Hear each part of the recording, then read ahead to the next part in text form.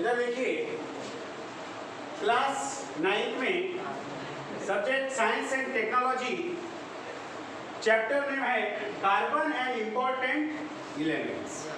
ठीक है, अब उसके हिसाब से हमको इसमें देखना है कार्बन की ऑक्यूरेंस, मतलब कहाँ प्राप्त होता है, उसकी प्रॉपर्टीज पढ़ना है, एलोट्रॉप्स पढ़ना है, ठीक है, हाइड्रोकार्बन्स पढ़ना है, और कार्बन डाइऑक्साइड और मीथेन के बारे में हमको ऑक्यूरेंस, प्रॉपर्टी और यूजेस इस चैप्टर में पढ़ना है। ठीक है, तो सबसे पहले तुम्हारे बुक्स में कुछ क्वेश्चन है। पहला क्वेश्चन है what are the elements and what are the different types of elements. ठीक है,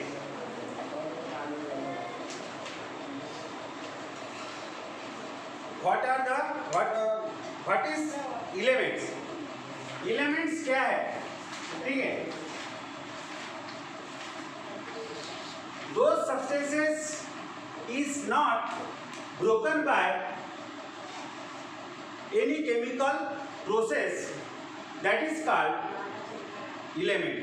जिस पदार्थ को हम केमिकल पद्धति के द्वारा या केमिकल प्रोसेस के द्वारा फिर से उसको डिवाइड या ब्रोकन नहीं कर सकते हैं, ऐसे सब्सटेंस को या ऐसे पदार्थ को हम क्या कह सकते हैं, एलिमेंट्स कह सकते हैं। समझ में आ गई बात?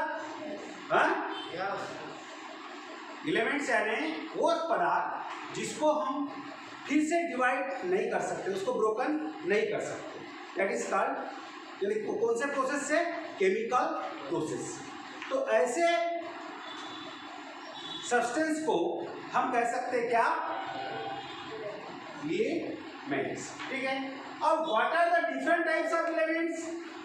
सो there are 3 types of elements. First is metal, second one is non-metal, और थर्ड है मेटेलॉइड। ठीक है, तो इस प्रकार से एलिमेंट्स कितने प्रकार के होते हैं, 3 प्रकार के होते हैं। मेटल्स हैं धातु, नॉन मेटल्स मतलब अधातु, और मेटेलॉइड्स मीन्स इसको कहते हैं धातु सदृश। क्या कहते हैं इसको, धातु सदृश, हिंदी में, शुद्ध हिंदी में। ठीक है, तो इस प्रकार से ये पहले क्वेश्चन का जवाब हमने दे दिया आपके बुक्स के। फिर सेकंड क्वेश्चन है what remains behind the complete combustion of any organic compound. कोई भी ऑर्गेनिक कंपाउंड्स का कंबक्शन करना मतलब जलाने के बाद उसमें क्या निकलता है, क्या बचता है। ठीक है, कोई भी कंपाउंड्स को अगर जलाने के बाद complete combustion of organic compounds to form, मतलब कार्बन डाइऑक्साइड एंड वाटर। ठीक है, क्या निकलता है, वाटर एंड कार्बन डाइऑक्साइड। कोई भी ऑर्गेनिक कंपाउंड पे कंप्लीट कंबक्शन के बाद क्या निकलता है, वाटर एंड कार्बन डाइऑक्साइड। ठीक है, थर्ड क्वेश्चन है what type of element is carbon, give some information about it. तो थर्ड क्वेश्चन का आंसर है कि carbon is the non metallic elements. कैसा एलिमेंट्स है वो, नॉन मेटेलिक एलिमेंट्स है, मतलब मेटल्स नहीं है, नॉन मेटल है। कार्बन कैसा एलिमेंट्स है, नॉन मेटल्स। ठीक है, मेटल्स और नॉन मेटल्स में डिफरेंस आपको मालूम है ना। और जो कैरेक्टर्स मेटल्स और नॉन मेटल्स दोनों के की प्रॉपर्टीज जिस एलिमेंट्स में आती है उसको बोलते हैं मेटल। समझ में आ गई बात?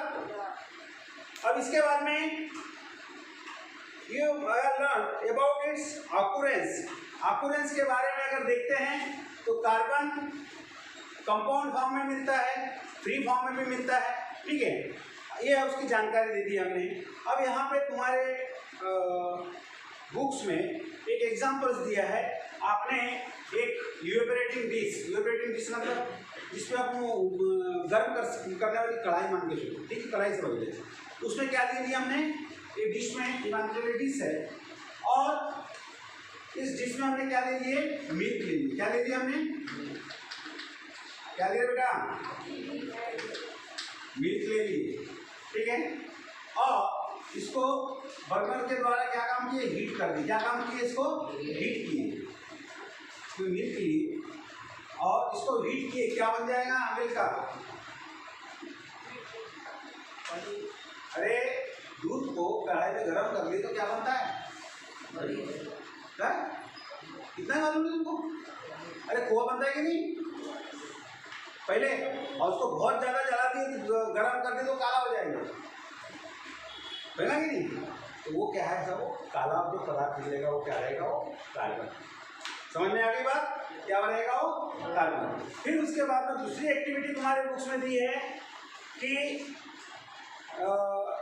Take small samples of sugar, wool, dry leaves, hairs, seeds, split pulses and plastics separate in the test tube। सभी ये पदार्थ हमने अलग अलग टेस्ट ट्यूब में ले लिए और उसके बाद में उसको हीट किए तो सभी में आपको अंतिम में क्या मिलेगा, काला ब्लैक पार्ट्स मिलेगा। तो ब्लैक क्या है, वो कार्बन है। समझ में आ गई बात। अब कार्बन के बारे में यदि बात करें तो उसका सिंबल जो है वो क्या है, सी है। क्या सिंबल है उसका, सी। अब उसका एटॉमिक नंबर जो है कार्बन का, एटॉमिक नंबर कितना है, 6 है, ठीक है। उसके बाद में एटॉमिक मास है उसका 12, एटॉमिक मास कितना है 12। और उसके बाद में इलेक्ट्रॉनिक, अब इलेक्ट्रॉनिक कॉन्फ़िगरेशन जो है आपको 8वीं क्लास में पढ़ाया है हमने आपको इलेक्ट्रॉनिक कॉन्फ़िगरेशन, ठीक है। तो पहले इलेक्ट्रॉनिक कॉन्फ़िगरेशन क्या होगी, 2 और 4, ठीक है। अब इसको ऑक्टेट पूरा करने के लिए इसको 4 इलेक्ट्रॉन्स की आवश्यकता होने की वजह से इसकी वैलेंसी भी कितनी होगी, वैलेंसी इज 4। समझ में आ गई बात, इसकी वैलेंसी कितनी आएगी, इसकी 4 आएगी। तो ये कार्बन के बारे में जानकारी हो गई। अब इसके बाद में carbon is available abundantly in nature and occur as well as in the compound. Compound nature में भी, प्रकृति में कार्बन अबंडेंट बहुत ज़्यादा पैमाने पे प्राप्त होता है। समझ में आ गई बात। कार्बन जो है बहुत ज़्यादा पैमाने पे प्रकृति में, नेचर में पाया जाता है, free as well as in compound form में। फ्री फॉर्म में भी मिलता है और कंपाउंड फॉर्म में भी मिलता है। कंपाउंड मतलब दूसरे एलिमेंट के साथ में जो कंपाउंड बनता है उसके साथ में, ठीक है।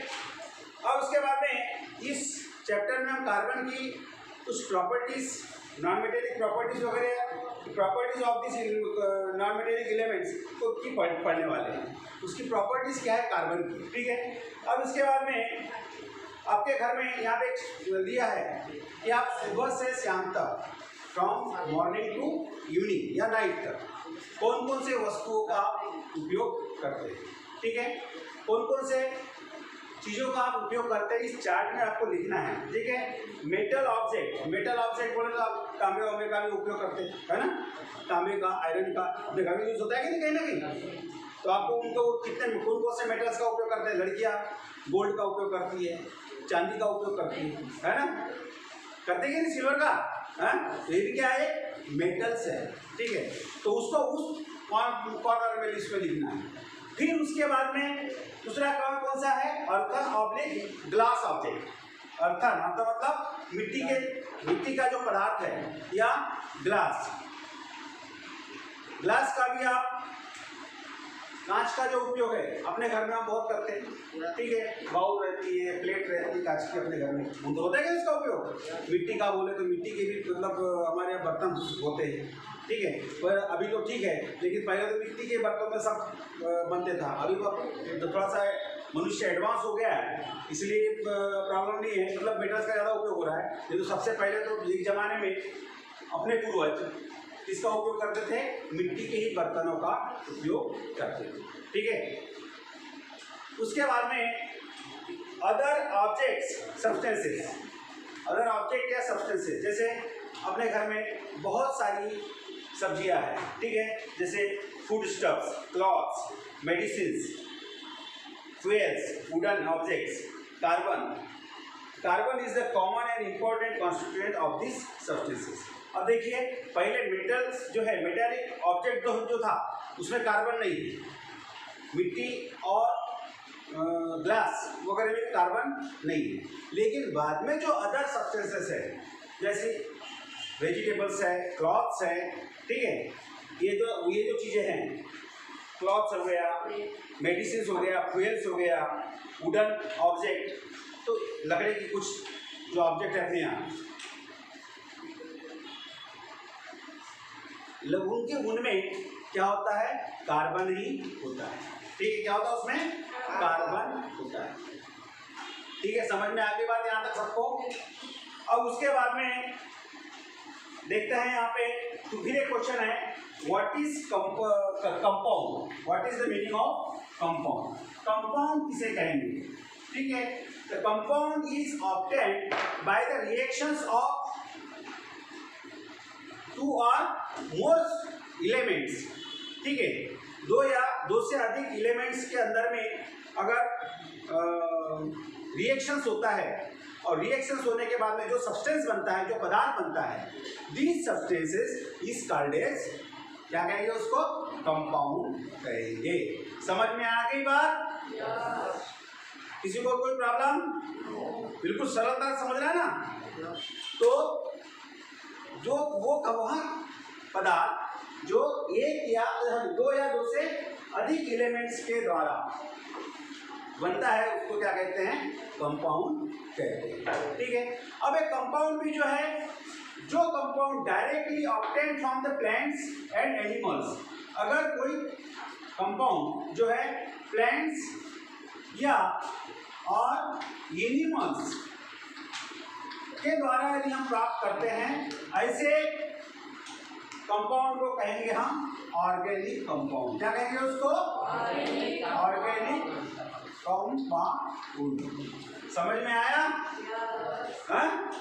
और उसके बाद में those compounds are obtained from minerals, that is called, अगर मिनरल से अगर कोई कंपाउंड यदि हम प्राप्त करते हैं, मिनरल से अगर कोई कंपाउंड अपन प्राप्त करते हैं, तो उसको बोलते हैं इनऑर्गेनिक कंपाउंड। समझ में आया बेटा आपको? ठीक है, ऑर्गेनिक और इनऑर्गेनिक। तो कार्बन जो है जनरली ऑर्गेनिक कंपाउंड में कार्बन होता ही है, ठीक है। इवन अपने सेल्स के अंदर में डीएनए आरएनए जो है, ठीक है, डीएनए आरएनए मॉलिक्यूल में भी कार्बन होता है। तो डीएनए आरएनए मॉलिक्यूल्स का उपयोग कहाँ होता है? These are used for heredity, heredity के लिए, आनुवंशिकता जिसको कहते हैं हम, ठीक है। तो उसमें उसका उपयोग होता है। समझ में आ गई बात? तो ऑर्गेनिक मतलब हर जो ऑर्गेनिक कंपाउंड है, जो भी ऑर्गेनिक कंपाउंड है, तुम्हारा शरीर भी कार्बन से बना है बेटा।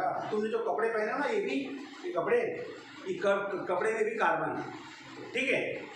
तो carbon is the most important elements for human बोलो या एनिमल्स बोलो, ठीक है। अपने लिए, मनुष्य के लिए, अन्य प्राणियों के लिए कार्बन एक इंपॉर्टेंट एलिमेंट है। इसीलिए चैप्टर का नाम उसमें दिया गया है carbon is an important element. समझ में आ गई बात? अब उसके बाद में एक इंफॉर्मेशन है, एक जर्मन साइंटिस्ट है, उनका नाम है होलर। होलर ने क्या काम किया? इनऑर्गेनिक कंपाउंड से उसने ऑर्गेनिक कंपाउंड बनाया, ठीक है। होलर ने क्या काम किया? इनऑर्गेनिक कंपाउंड से ऑर्गेनिक कंपाउंड बनाया है। उसका नाम है, उस कंपाउंड का अमोनियम साइनेट, ठीक है। और even since this is the many organic, और उसके बाद बहुत सारे ऑर्गेनिक कंपाउंड्स इनऑर्गेनिक कंपाउंड से बनाया गया है। इसीलिए केमिस्ट्री को क्या कहा गया है? Chemistry is the carbon compound. Hence the organic chemistry को क्या कहा गया है? The chemistry of carbon compound. Organic chemistry, जो ऑर्गेनिक केमिस्ट्री होती ना, ऑर्गेनिक केमिस्ट्री, इसको क्या कहा गया है? The chemistry of carbon. ठीक है, ऑर्गेनिक, पूरी ऑर्गेनिक केमिस्ट्री क्यों कहा गया है? Because every organic compound has carbon is present. ठीक है, सभी कार्बन, ऑर्गेनिक कंपाउंड में कार्बन होता ही है, इसलिए इसको क्या कहा गया है? ऑर्गेनिक केमिस्ट्री मतलब क्या है? या केमिस्ट्री ऑफ कार्बन। समझ में आ गई बात? अब उसके बाद में देखते हैं ऑकुरेंस, देखते हैं कार्बन का। कार्बन अपने को कहाँ कहाँ प्राप्त होता है, इस बारे में भी चर्चा करना है। ठीक है,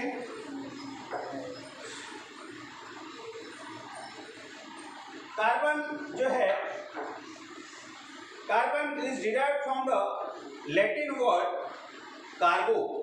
एक लैटिन वर्ड से इसका नाम, लैटिन वर्ड का कार्बो, क्या नाम उस वर्ड का? कार्बो। तो इस कार्बो नाम के लैटिन शब्द से क्या नाम गिरा है? कार्बन। क्या नाम गिरा है? इसका नाम कार्बन नाम गिरा हुआ है। समझ में आ गई बात? और उसके बाद में carbon is found in nature free as well as in compound state. ठीक है, कंपाउंड स्टेट में बोले, देखिए कार्बन डाइऑक्साइड, इसका CO2 फार्मूला है ना, है ना? तो यहाँ पे क्या हो गया? कंबाइंड फॉर्म में आ गया। कंपाउंड, कार्बन डाइऑक्साइड का कंपाउंड है कि नहीं? और कभी फ्री स्टेट में भी पाया जाता है, जैसे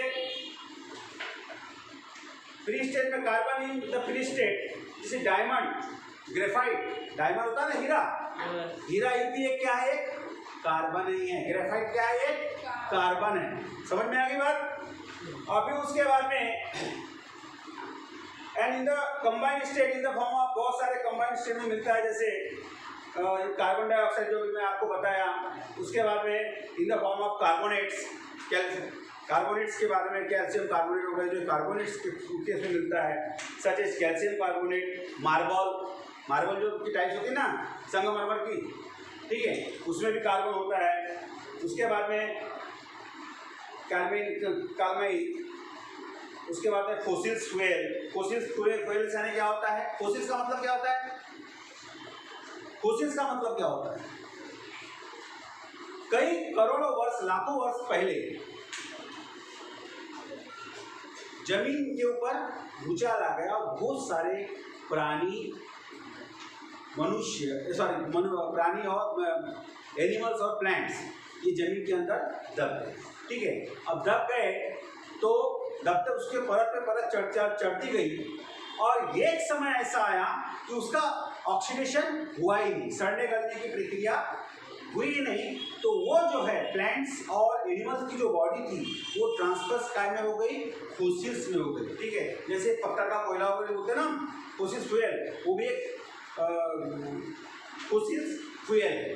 ठीक है, कोयला होता है ना पत्थर का, रेलवे स्टेशन देखते हो ना डब्बे में जाते हुए, माइंस वगैरह में से। ठीक है, उसके बाद में कार्बन ऐसे न्यूट्रिएंट्स, जैसे हम जो भोजन करते हैं कार्बन युक्त भोजन, जैसे कार्बोहाइड्रेट्स, प्रोटीन्स, फैट्स हम खाते हैं कि नहीं? दाल चावल रोटी सब्जी खाते हैं कि नहीं? प्रोटीन वाले पदार्थ हम खाते हैं कि दाल वगैरह खाते हैं कि नहीं?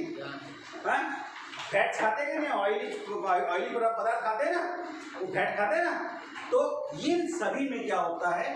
कार्बन है। तो कार्बन हमारे जीवन का एक अभिन्न अंग। समझ में आ गई बात? फिर उसके बाद में नेचुरल फाइबर्स, कॉटन, वूल, सिल्क, कॉटन वगैरह जो कपड़े वगैरह हम लोग, सिल्क वगैरह जो है, तो उसमें भी क्या होता है? कार्बन। यहाँ तक समझ में आया सबको? अब इसके बाद में देखेंगे properties of carbon. Properties of carbon में पहली प्रॉपर्टी उसकी देखेंगे yellow drops. Yellow drops of carbon.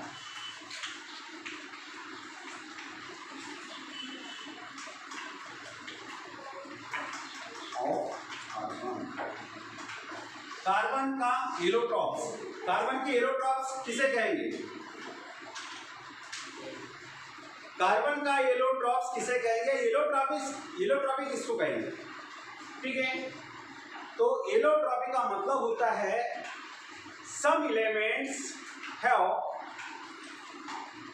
elements occur in more than one form, एक से अधिक फॉर्म में वो एलिमेंट्स पाए जाते हैं, ठीक है।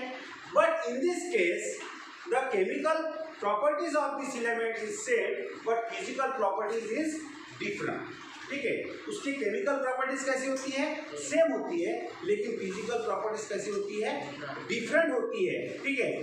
तो उसी प्रकार से यहाँ पर भी कार्बन में भी एलोट्रॉप्स पाए जाते हैं, ठीक है। कार्बन में पाए जाते हैं, सल्फर में, फास्फोरस में एग्जिबिट, और इसी को बोलते हैं एलोट्रॉपिक कहते हैं, ठीक है। अब एलोट्रॉप्स ऑफ कार्बन जो है, ये एलोट्रॉप्स मतलब समझा ना, एक ही एलिमेंट दो या दो से अधिक फॉर्म में होते हैं, उसको हम एलोट्रॉपिक कहेंगे, ठीक है। या लेकिन उसमें क्या होता है? केमिकल प्रॉपर्टीज कैसी होती है? सेम होती है, लेकिन फिजिकल प्रॉपर्टीज कैसी होती है? डिफरेंट होती है, ठीक है।